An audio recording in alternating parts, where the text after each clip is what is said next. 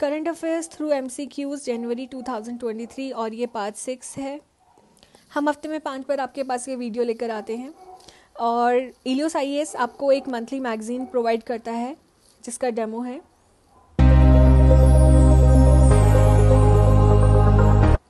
तो इस तरीके से हम पॉइंट वाइज फॉर्मेट में आपको करंट अफेयर्स प्रोवाइड करते हैं, जिसका आपको लिंक हमारे डिस्क्रिप्शन में भी मिलेगा टेलीग्राम चैनल का, और आप सर्च भी करके देख सकते हैं इलियोस स्पेस IAS पर। ओके, सो आज का पहला क्वेश्चन है अनुभवा मंडपा के बारे में। अनुभव मंडपा जो है वो लॉर्ड बसवेश्वरा के द्वारा बनाया गया था, जहाँ पे गैदरिंग्स होती थी, डिबेट होता था, डिस्कशन होता था फिलॉसफी के बारे में, रिलीजन के बारे में। इसको अर्लीस्ट पार्लियामेंट कहा जाता है मैनकाइंड का।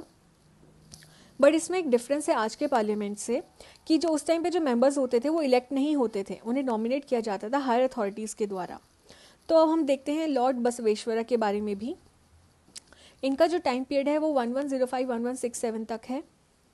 ये 12th सेंचुरी के पोइट हैं जो कि कर्नाटका बॉर्न है।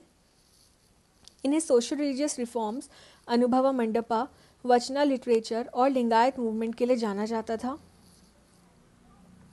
ये जेंडर और कास्ट डिस्क्रिमिनेशन को रिजेक्ट करते थे, सुपरस्टिशन और रिचुअल्स को भी। इनके जो आइडियाज़ हैं वो एक बुक बसावा पुराणा में मेंशन है, जो कि पालकुरिकी सोमनाथा के द्वारा लिखी गई है, और ये अहिंसा को प्रमोट करते थे और ह्यूमन और एनिमल सेक्रीफाइसेस के खिलाफ थे। तो अब हम स्टेटमेंट देखते हैं। Anubhava Mandapa was one of the earliest parliament in the history of mankind. Correct. Members of Anubhava Mandapa were elected by the people. Wrong. वहाँ पे क्या होता था, नॉमिनेट किए जाते थे हायर अथॉरिटीज़ के द्वारा। तो स्टेटमेंट 1 सही है और स्टेटमेंट 2 गलत। ओके, तो इसमें होगा ये हमारा first option true. Only statement 1 is true. ये आपको आर्ट एंड कल्चर सेक्शन में मिलेगा। नेक्स्ट क्वेश्चन है Y20 समिट के बारे में। तो Y20 समिट क्या है? ये एक ऑफिशियल यूथ एंगेजमेंट ग्रुप है जो कि G20 के लिए बनाया गया था।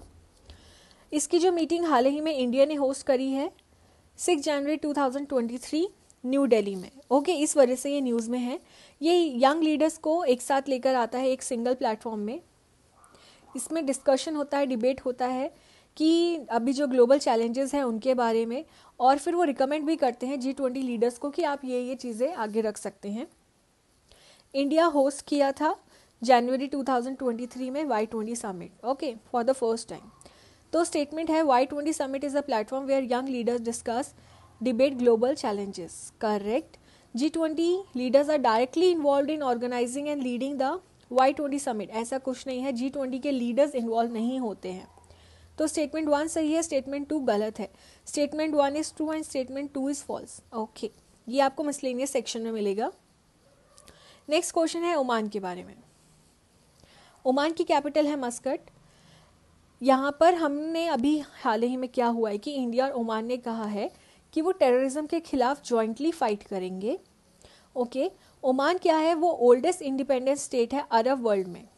ओके, और ये सदर्न ईस्टर्न एज में है अरेबियन सी के। सदर्न ईस्टर्न कैसे? अगर हम यहाँ पर देखें तो ये साउथ हो गया, ये ईस्ट, तो सदर्न ईस्टर्न एज। तो ओमान जो है सदर्न ईस्टर्न एज में आता है। ये UAE यानी कि यूनाइटेड अरब एमिरेट्स, यमन और सऊदी अरेबिया के साथ बॉर्डर शेयर करता है, और ये पर्शियन गल्फ और अरेबियन सी के कॉन्फ्लुएंस पर है। तो आप यहाँ पे 3 चीज़ें याद रख सकते हैं, पर्शियन गल्फ, उसके बाद यहाँ पे आता है गल्फ ऑफ ओमान और अरेबियन सी। हम एक एक्सरसाइज भी है जो ओमान के साथ करते हैं, वो है अल नजा। इसको भी आप याद कर सकते हैं। तो क्वेश्चन क्या है? Where is Oman situated geographically? Okay, अभी हमने पढ़ा था कि ये साउथ ईस्ट यानी कि south eastern edge of Arabian sea यहाँ पर सिचुएटेड है। ये आपको प्लेसेस इन न्यू सेक्शन में मिलेगा। नेक्स्ट क्वेश्चन है RBI इंटीग्रेटेड ओम्बड्समैन स्कीम के बारे में। तो जो RBI इंटीग्रेटेड ओम्बड्समैन स्कीम है ये आपको cost effective grievance redressal mechanism देती है, यानी कि अगर आपके पास कोई भी शिकायत है बैंकिंग को लेकर तो उस चीज़ के लिए ये ओम्बड्समैन बनाए गए हैं। इन्होंने क्या किया है, इन्होंने 3 जो एग्जिस्टिंग स्कीम्स हैं उनको इंटीग्रेट किया है, क्लब किया है। वो कौन कौन सी हैं?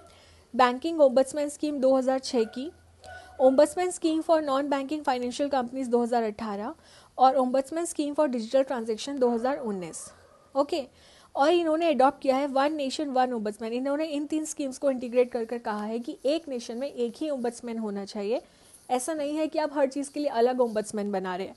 ओम्बड्समैन क्या हुआ, वो बॉडी या ऑर्गेनाइजेशन या इंसान जिसको भी हमने बनाया है जो कि वॉच करेगी कोई गलती तो कोई नहीं कर रहा ना, कोई ऑफिशियल कोई गलती तो नहीं कर रहा है अपने कस्टमर्स के साथ। ओके, तो क्वेश्चन था कि what approach does the RBI integrated ombudsman scheme adopt. Approach कौन सी अपनाई है, one nation one ombudsman approach.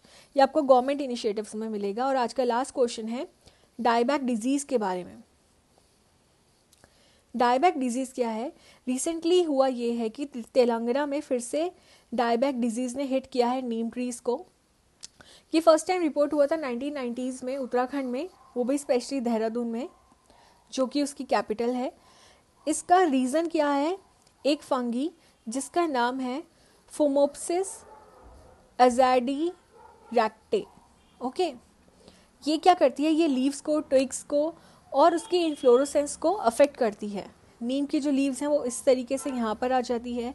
100% loss of fruit production, कोई फ्रूट प्रोडक्शन नहीं होता, इस तरीके से आपको ये पेड़ दिखने लगता है कुछ समय पे। तो क्वेश्चन क्या था कि what part of neem trees are affected by dieback disease. इसका आंसर क्या है, लीव्स, ट्विग्स और इन्फ्लोरोसेंस। ये आपको साइंस एंड टेक्नोलॉजी में मिलेगा। हम आपको इसके पीछे का बैकग्राउंड सिर्फ इसलिए बताते हैं ताकि अगर कोई और क्वेश्चन बनता है तो आप उसे ईजिली सॉल्व कर सकें। Thank you so much, keep studying and keep smiling. और हमारा टेलीग्राम का चैनल डिस्क्रिप्शन पे भी आपको मिल जाएगा, जहाँ पर आपको मंथली मैगजीन मिल जाती है, इसका PDF मिल जाता है। तो इलियोस IAS पे आप जा सकते हैं। Thank you so much.